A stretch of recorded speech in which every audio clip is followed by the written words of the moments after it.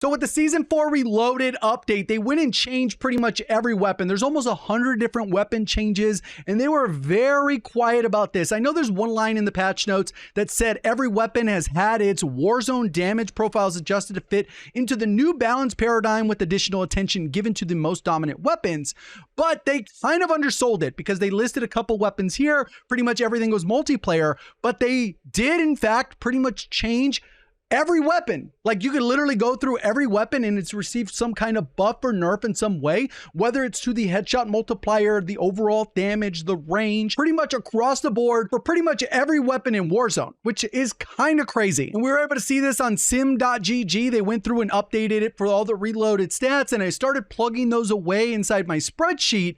And I was like, okay, this changed, that changed, this changed, that changed, and it made significant impacts to where the meta sits. And that's what we're going to discuss today, kind of what to look out for, and we'll plan a future video with the close range and long range meta with full builds and all that type of stuff. If that's something you're interested in, make sure you subscribe with notifications on. But right here, what we're going to do is have that, like, for example, the Lockman sub for Warzone, now it does 47 to the head, 35, 35, and 35 with 32.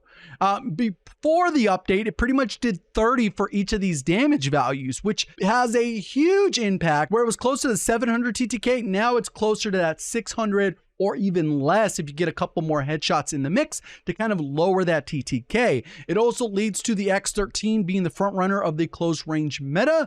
Yes, a pistol that has been broken in the past got nerfed, and now it's been readjusted to have insane TTK. And pretty much how that works is they got to plug in all those data points manually for the various ranges, and then it's going to pop out specific TTKs, which I make into a chart, which I'm going to show you here that I tweeted. So here's the tweet. So Twitter got it a little bit early, and what we can see here, and what it ends up looking like is we have some old TTKs here. This is actually before the Season 4 update. I hadn't made a new one quite yet because there wasn't a ton of changes, but this is essentially before 4.5 and then now after the 4.5 update. And you can see the various differences between the weapons on the left and how they were impacted on the right. And you can do a side-by-side comparison of your favorite gun and see if it was either nerfed or buffed based off the practical TTK. And we can do the same thing with the SMGs. This is without the ISO 45 added to this list. Actually, these were a little bit slower TTKs right before that, but now we can kind of see what the new TTK is. It doesn't really matter what the old is anymore, but you can kind of see where things lay out. And the reason why there's a slash here is because now they've modified it so headshots do in fact actually matter. And if you do aim a couple shots in the head, you're likely to get this faster TTK. If you only aim for the chest, you're likely going to get the TTK on the right-hand side. If you do a balance of both, you can have some inconsistencies with the TTK, and that's why there's a slash in these individual scenarios. One of the biggest winners of this is the FSS Hurricane. You can see it went from 688 TTK, and now it's right around 602, and that is the practical TTK. You just shoot for the chest and maybe get one headshot in the mix, whereas these might be one headshot or none, and then this is with two headshots in the mix. ISO 45 ends up being right around the same there. MX9 gets slight buff, but it has a wide range on the TTK and a horrible damage per mag. Vaznev is still pretty good. P890s, Kastov is kind of where you're going to start falling off. Vel is okay if you are a headshot shooter, and then there are some builds that make that one pretty fast, but then it kind of drops off pretty hard, and there's not a lot of great options here. Mini-Bach, if you end up hitting the headshots, it's viable, but beyond that, maybe just a round loot. You know, you take some people out when they only have 2 plates or something like that. But the main reason I want to talk about is the X13. I would definitely try it out. I will give you a build on that one because it is so broken right now. But like I said, I'm going to have a long range and close range meta video pretty soon. So you'll kind of have examples of what to use, what to try, since some of the weapons in here are weapons that really haven't been used up until this point, except for like niche one-off, like, hey, I want to try something new. But now they're actually in the viable conversation. The only downside with the X13 at the moment is you cannot get it from a buy station the same way you can the Lockman sub. So there's a little bit more versatility there, a little bit better recoil and control on the Lockman sub.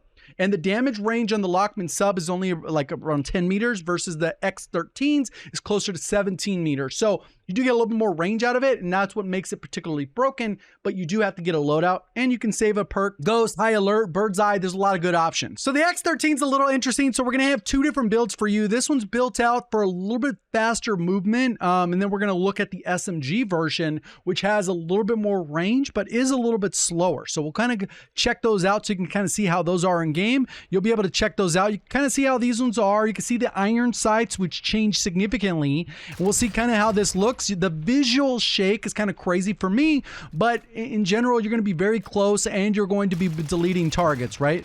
You just got to aim at the center of your screen and assume that's where the bullets are going, because this thing gets a little bit wild. You can see kind of how the ADS is, the movement, especially with the 50 round mag. This thing's going to be a little bit slower. It takes around 10-ish bullets to kill, 10 to 15, depending on like kind of where they're at, how accurate you are. So you got to imagine you're going to be burning through bullets pretty quickly. So that's build number one. If we go ahead and go and build number two, we'll go ahead and check out this other one, which is more of a balanced build. And it takes advantage of this impact point, which makes it more of an SMG, where you could even put on crazier optics if you wanted, versus the standard. You could actually go full on with certain optics. So that's one of the advantages with that. But this one's built a little bit more for recoil control, and you kind of balance that out. So this one, you can kind of see those iron sights a little bit cleaner. It is a little bit slower, but it's still faster and as fast as a lot of SMGs. And you can see that the range at which you'll be able to control this thing is a little bit better. It does get a little bit shaky at range, but it's still going to have that delete factor, because the reality is you want to be able to hit your shots. I think this one has a little bit more versatility in the mid-range, where the other one is a little bit wonky. You can see the visual isn't like this. It's a little bit straighter. So go ahead and try both out, and then we'll go ahead and get you some long range and short range meta videos out pretty shortly. Appreciate all the support. Thank you for watching. As always, have a great day.